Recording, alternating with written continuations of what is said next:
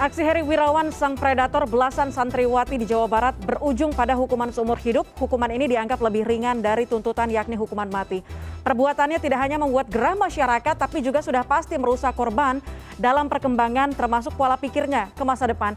Kita bahas mengenai nasib para korban yang sebagian besar atau didominasi oleh anak-anak. Bergabung bersama kami ada Nahar, Deputi Bidang Perlindungan Anak Kemen PPPA, dan juga Yudi Kurnia, pengacara korban. Selamat malam Bapak-Bapak. Selamat malam, Mbak. Baik, saya ke Pak Yudi terlebih dahulu. Pak Yudi, mendengar putusan dari hakim mengenai hukuman seumur hidup yang diterima oleh pelaku, respon dari pihak korban seperti apa? Baik, Pak. Setelah saya sampaikan putusan apa yang dalam putusan pengadilan, saya koordinasi dengan pihak korban, keluarga korban. Mereka sangat kecewa. Bahkan mereka mengekspresikan kekecewaannya, ada yang nangis, ada yang marah-marah, ada yang bilang lebih baik saya bunuh si Heri itu, lebih baik saya dipenjara dan harus dibunuh si Heri. Mereka artinya ada kehilangan kepercayaan terhadap di pengadilan, karena putusan ini sangat mencederai rasa keadilan, sangat menyakitkan. Karena dengan putusan hukuman mati aja belum tentu bisa mengobati rasa sakit para korban, apalagi dengan hukuman seumur hidup. Bahkan mereka bilang, si Heri enak aja masih bisa bernapas walaupun di penjara.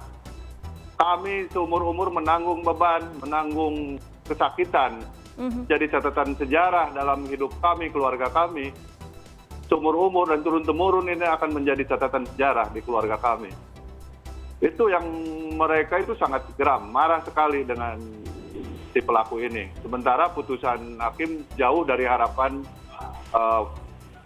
keluarga korban.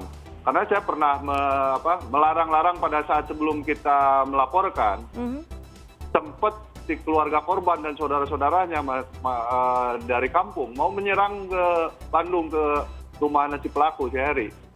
Cuman saya tahan-tahan, saya koordinasi dengan kepala desa dan para tokoh untuk menahan diri, untuk bersabar, biarkan diserahkan kepada hukum. Makanya kami mengantarkan mereka, mendampingi mereka ke Polda melakukan laporan. Itu harapan mereka dihukum mati. Karena saya bilang kalau pelakunya lebih dari satu orang, ini ada ancaman hukuman mati dalam Undang-Undang Perlindungan Anak. Saya rasa mereka sebagai keluarga korban untuk bersabar, saya mengatakan seperti itu. Ketika putusan hakim seperti ini, hukuman seumur hidup, mereka malah berbalik marah. Kembali lagi emosinya tersulut. Lebih baik saya yang dipenjara asal saya bunuh si Heri. Itu yang mereka cepat sampaikan kepada saya. Baik. Berarti ada perasaan ketidakadilan begitu dari putusan pengadilan ini. Mungkin selanjutnya Betul. saya ke Pak Nahar. Pak Nahar, mendengar dari putusan sudah hukuman maksimal. Kemudian ada 13 santriwati, termasuk 9 bayi yang dilahirkan jadi korban. Dan negara ini lewat Kemen PPPA akan menanggung perawatannya, termasuk kepada Pemprov Jabar. Seperti apa kemudian bentuk perlindungannya? Ya, yang pertama itu kami mengingatkan lagi, kami menghormati putusan hakim, gitu ya, tetap karena kayaknya tadi sudah diuraikan juga oleh Pak Yudi, Pak ini masih tidak sesuai dengan perasaan korban, lalu kemudian ada putusan tentang restitusi yang dibebankan kepada Kementerian Perlindungan Anak. Tentu ini kami akan tapi karena begini, pertama ini kan masih dalam proses ya, kita berharap masih bisa ada upaya hukum termasuk banding gitu ya, nanti akan memperjelas. Karena ini memang regulasi mengatur bahwa restitusi itu tidak bisa dibebankan ke negara. Jadi secara dasarnya bahwa ini dibebankan kepada pelaku atau pihak ketiga yang ini tujuannya adalah untuk membuat efek jerah. Bagaimana mau membuat jerah kalau seandainya kemudian dibebankan kepada lain gitu ya. Ini negara. Lalu kemudian yang harus ditanggung oleh pelaku sebagai tanggung jawab, ya kan kurangi. Wajar kalau tadi Pak Yudi menyampaikan beberapa keluhan seperti tadi. Nah, prinsip bahwa terkait dengan pelaku kekerasan seksual khusus persetubuhan anak harusnya itu membuat efek jerah. Lalu kemudian kedua diberikan hukuman maksimal. Ada Undang-Undang 17 2016 itu dimungkinkan dengan hukuman mati. Hukuman mati itu juga dapat dengan pidana tambahan, dapat dengan tindakan, ada kebukti, ada pengumuman. Nah, kita berharap upaya banding sehingga tadi perasaan iya. Pak Nahar, sampai saat ini kemudian bagaimana bentuk perlindungan dan juga kedepannya perawatan untuk para korban? Karena korbannya bukan 1 2 tapi banyak sekali. Iya, jadi sejak adukan lalu kemudian diproses, kemudian negara sudah hadir di artinya pendampingannya sudah dilakukan baik oleh dua TPA dan pemerintah Garut, lalu kemudian selama di Bandung juga Prof melalui UPTD PPA juga melakukan pendampingan, lalu kemudian dalam waktu tertentu yang memungkinkan kembali lagi asalnya masing-masing itu didampingi dan untuk anak-anak Garut Pak Yudi mendampingi juga ya gitu ya. Ini proses yang harus dilakukan dan kami tentu di Kementerian Pemberdayaan Perempuan dan Perlindungan memastikan upaya dakwah salah satunya adalah melakukan pemantauan termasuk terakhir kemarin kami hadir langsung dalam. Baik, menyinggung soal tadi restitusi, saya kembali ke Pak Yudi. Pak Yudi, dalam salah satu poin, Heri sebelumnya dituntut membayar restitusi angka ganti rugi dari pihak keluarga korban, begitu angkanya 331 juta rupiah. Menurut pihak korban sebagai pengacara, angka ini cukupkah untuk mengganti kerugian moral dan juga material dari seluruh korban? Saya rasa itu sangat kecil ya, karena pada saat perhitungannya, ya pertimbangannya seperti apa saya nggak ikut ya. Saya tidak dibawa untuk merumuskan itu, saya nggak tahu itu. Itu mungkin LPSK yang membuat itu, cuman saya rasa itu sangat kecil sekali ya. Kalau dari sisi kerugian material maupun imaterial, itu yang tidak bisa dihitung dengan nominal itu ya imaterial itu. Sementara di dalam nominasi dengan nominal sebesar itu kecil sekali gitu ya. Saya juga nggak tahu pertimbangannya apa. Mungkin LPSK itu memberikan keterangannya seperti apa. Artinya tidak ada diskusi juga begitu ya, Pak Yudi? Saya rasa restitusi itu persoalan itu ada putusan pengadilan atau tidak, ini negara harus hadir. Jangan karena ini restitusi ditujukan ke negara atau ke pelaku. Saya rasa terlepas dari itu, negara harus punya agenda lain. Bagaimana penanganan masa depan anak ke depannya. Setuju. Supaya bisa hidup yang layak. Sekolah juga harus bisa menempuh sekolah yang baik. Karena ini jangan sampai anak korban ini yang dilahirkan ini juga jadi korban yang berkepanjangan. Ini harus jadi perhatian bersama. Negara juga dalam hal ini pemerintah, baik pusat, provinsi, kabupaten, ini harus dibentuk timnya atau SOP-nya. Jangan sampai dalam pelaksanaannya nanti saling tuding. Ini yang akan tidak kejelasan nantinya. SOP-nya seperti apa itu harus segera dibuat. Baik. Pak Nahar, menyoal 331 juta tadi yang kemudian dibebankan kepada negara lewat Kemen PPPA, kalau tidak salah, saya ingin konfirmasinya. Bagaimana kemudian prosedurnya? Apakah sampai anak itu sekolah?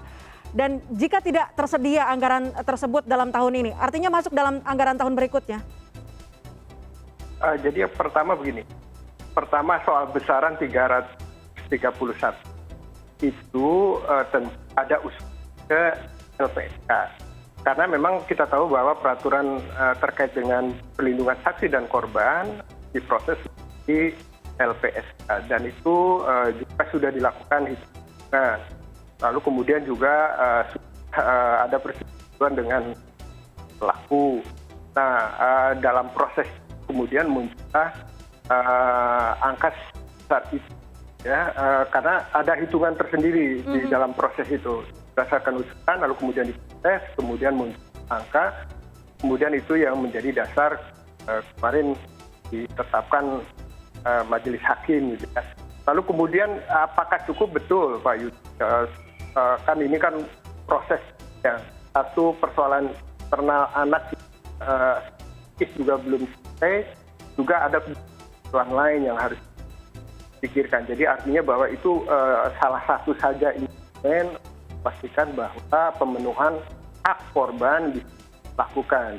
Hitungan itu sudah ada dan saya katakan bahwa memang regulasinya sudah ada, lembaga yang diberi kewenangan ada, lalu kemudian restriksi ini hanya dilakukan oleh pelaku sama ya, karena ini juga bukan kompensasi, jadi bukankan negara. Tadi proses itu sudah berjalan, oleh karena itu maka Baik. Saya kembali lagi ke Pak Yudi. Pak Yudi, kalau tadi sedikit menggambarkan bahwa para korban, begitu keluarga korban kecewa dengan hasil putusan ini, akankah ada inisiatif banding yang mungkin dilakukan dari pihak korban kepada pelaku dengan hukuman seumur hidup ini? Ya, itu harus, Pak. Harus. Saya memohon juga kepada jaksa penuntut umum untuk banding lah. Banding. Persoalan nanti dikabulkan atau tidak, ini bagian dari bentuk komitmen jaksa penuntut umum sebagai bagian daripada pemerintah yang berkomitmen untuk melindungi anak. Ya, saya rasa banding aja. Persoalan nanti dikabulkan itu persoalan lain. Dikabulkan atau tidak. Yang penting ada upaya. Saya yakin jaksa penuntut umum akan melakukan banding. Karena dengan tuntutan hukuman mati aja, itu sudah menunjukkan jaksa penuntut umum komitmen terhadap perlindungan anak. Dan hukuman mati sendiri memberikan pesan kepada siapapun yang coba-coba melakukan kejahatan kepada anak, tidak ada lagi ruang di negeri ini. Makanya lahirlah undang-undang yang mengatur hukuman mati. Tapi persoalannya ini hakim tidak sesuai dengan harapan dan komitmen negara. Tapi saya menghormati apapun putusan hakim ya, karena hakim diberi hak kebebasan untuk memutus. Baik, Pak Nahar, ini berbicara soal efek jera tadi yang disampaikan oleh Pak Yudi. Apa kemudian artinya dari persidangan ini? Apa arti persidangan ini untuk mungkin kasus-kasus serupa ke depannya? Ya, kita berharap pasti lakukan upaya. Tadi apakah hukuman seumur hidup adalah maksimal dalam pengertian bahwa ini dapat memberikan kepada pelaku. Meskipun tadi ada beberapa catatan bahwa tuntutan jaksa salah satu yang diberikan itu ya hanya hidup itu gitu ya, karena masuk biaya perkara malah dibayar oleh negara juga gitu ya. Sehingga ini yang kita berharap bahwa ada banding akan diharmonisasikan misalnya antara satu peraturan dengan peraturan yang lain, dan kita berharap proses hukum itu nanti akan menentukan apakah hukum yang baru lebih kuat dari sifatnya khusus, buat dari yang liberal gitu ya, sehingga tadi berkaitan dengan dasar-dasar penetapan hak pun kemudian nanti bisa terkoreksi proses upaya hukum. Baik.